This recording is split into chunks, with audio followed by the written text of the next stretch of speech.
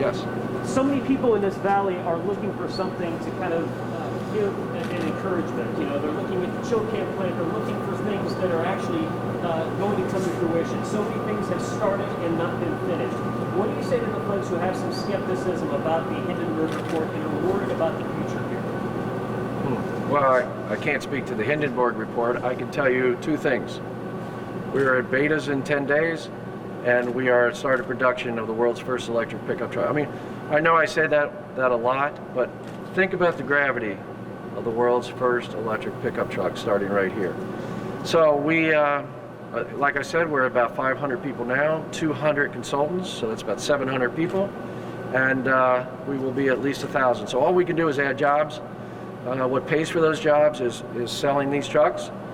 In this business, unfortunately, typically you got to spend $3-4 billion before you make your first dollar, right? Because we got this great plant, because of the help of GM, because of our unique design and our hub motors, we're able to get there a lot less. But it's still hundreds of millions of dollars that we are committing.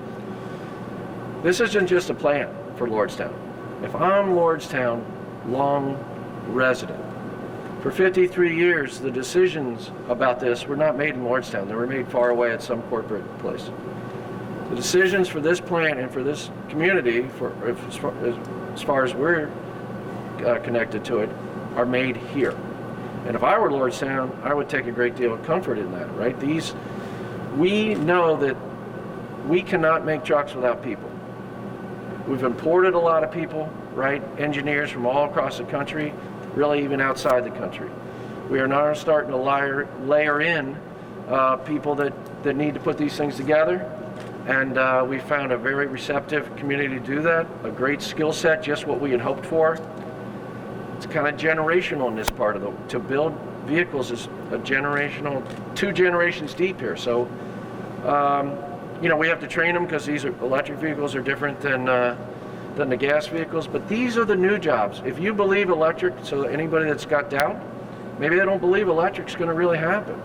There are still people that think electric's a fad, and maybe those are the folks you're talking about. But as far as we're concerned, for 95 years, the pickup truck this year is 95 years old.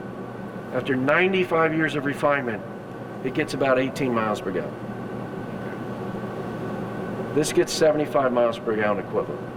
The only way to beat those millions of engineering hours that have happened and all that is to start with a clean sheet of paper. That's what we did here. But again, it takes a place like this to be able to build this, no matter what's powering it. So the battery pack we're building, you guys didn't get to see, but we're building a battery pack. Our propulsion, it's 800,000 square feet, our propulsion center. And as far as I know, it is second only to Tesla, right? We're building that here, inside of here, right? So that place looks like a clean room. That looks like they're building iPhones in there, right? That is, you never know you're in an auto plant, right? Again, another skill set we're bringing here. We need it. We could have built our battery pack anywhere, right? We built it here, right? Because we thought it was the best place to do it. So anyway, that's all I can tell any doubter. There's always haters. I quoted Taylor Swift as somebody the other day. Haters are going to hate, hate, hate, hate. You got to shake it off. So, so anyway, we're thrilled, and I don't know if any of you guys ever go by here, but there was only 3 cars in the parking lot 6 months ago, right? It's happening. That's all I can tell you. Where are the batteries being built? At the assembly side? The assembly side, yeah. Yeah. We get through there someday? Yeah, I showed. Okay. We showed Secretary a little bit of it, but you know, I think when the betas, I'm thinking about it. You guys maybe can help us. Thinking about having a party or an event when the first beta rolls off the line. Again, it's just beta, but for all practical, When do you expect that to be? 10 to 12 days. 10 to 12 days. Yeah. Okay. And maybe we'd show battery and things like that if we were going to have people in again. But a car company doesn't normally do it in that step, but it's such a big thing, so we might. I think we've been pretty transparent on the betas are coming out this month, Yeah. right? And this is the bones, right? And this is really where a car, the make and break point are. No matter what's driving it, whether it's gasoline or electric, you've got to have a good cab, right? And in our case, we are entering into I think arguably the most competitive marketplace there is on planet Earth. That's called the U.S. pickup truck market, right? It's fiercely debated mostly across the big three. And so we did not have the luxury of coming in, even though we get 75 miles per gallon equivalent. And with most fleets, that's all you have to say. But we couldn't come in and say it's not safe, doesn't ride very well, you know, it's not going to give the creature comforts that you're used to. There was no pass, right? And when I say no pass, the bar, the highest bar there is of a modern day pickup truck, we had to compete with that. And our version 1.0, right? So our first vehicle has to off-road, has to haul, has to tow, has to do all the things people expect of a modern day pickup truck. And so although we disrupt almost every level, one thing we have agreed on with conventional automotive, the only way to make a lightweight, repeatable, affordable, safe, modern day cab is to assemble and weld a lot of small pieces of metal together as they form strength. And that's the way to keep lightweight. And so that's the way to keep it from not rusting and all the things that automotive has learned. So I think if you squint just right, this is starting to look like a pickup truck cab, right? This is a lot of different pieces of metal. This is all welded together, held together and welded together by these robots here. You can kind of see one in process up there. I think there's another one in process there. So you can start to see what it takes to assemble something like this. All these pieces, if it's not perfectly square, you throw it away, right? It's over, right? So it really takes, you know, human isn't good enough. You have to have robotic precision in both holding it and in welding it. I think there's 2,000 of these spot welds. I don't know, are we going to give them a little spot weld demo? I don't think he's got one ready to all the betas. We got 5 betas in the shop right now. They're all 5 men. Okay, all right. But this is, it's really cool to see the robot come and spot weld this. But I encourage you to take a look at it. I think it speaks for itself. You can see the complexity of what a couple hundred pieces of metal are required. Every design, right? We designed this. Why has it got this crink in it? Why has it got this rib here? You know, all the different strength, right? And when we say we are 5-star crash tested in software, right? That software, because we designed it, we've told it what this metal is, what this metal is, the shape, obviously, the weld is stronger than the metal. All that goes into that complex equation. So, again, these are the bones. We thought we'd show you this. This is why there are no small car companies in the United States of America, right? We are a small car company. We're a startup culture. I was just telling the secretary that. But we have the assets of a very mature company, right? Because we were able to buy this fully intact. And GM sells us a few key parts that we need. So that has enabled a small car company for the first time, except for Tesla, right? Tesla made it. But it's, if you look at this and you think about it for a minute and you see what it takes to build something like this correctly, you're going to see why there's no small car company. So that's why we're so excited to be at this point. Beta in 12 days. First beta rolls off the line, and then we make one per day for 57 days, and then we roll right into pre-production and then production in September. We did a clarifying statement today. I think it's really important. Whatever anybody thinks of us in the world, the main thing is we are going to be the first electric pickup truck in the United States, full size, and that starts in September. And really, for a lot of people, it starts in 12 days. All right, I think that's enough.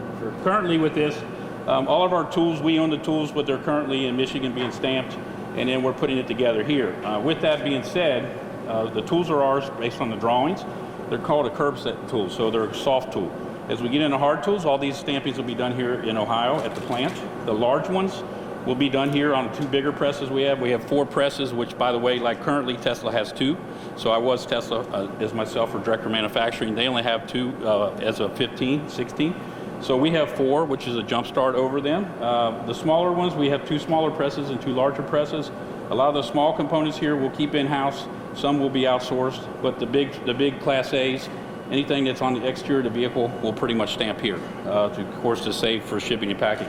As you get underneath here too, and you look at the subfloor, which is this piece, it's going to come in this direction. So this is actually It looks like it's going backwards, and that is correct. So it's actually traveling from this way to this way.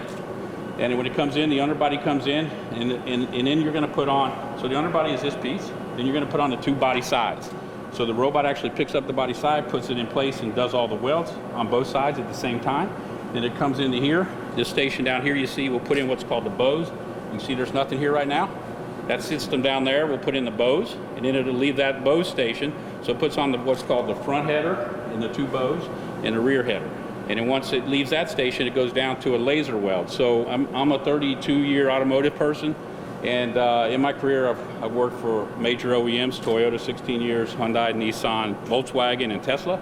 I've not been a luxury to have a laser weld. So this is my first. I've tried to get it. It's a $3 million piece.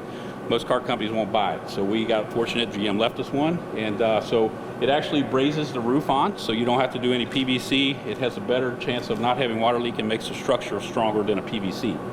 So it's nice to have. So that kind of tells you what generally is happening in this shop. This has got around 900 robots currently and in positions. Most of them's already been programmed and retooled to the CAD.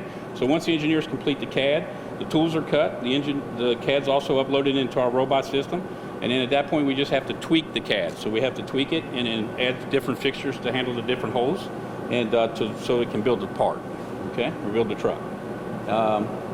Any questions? What's the difference between this one and that one? Same thing?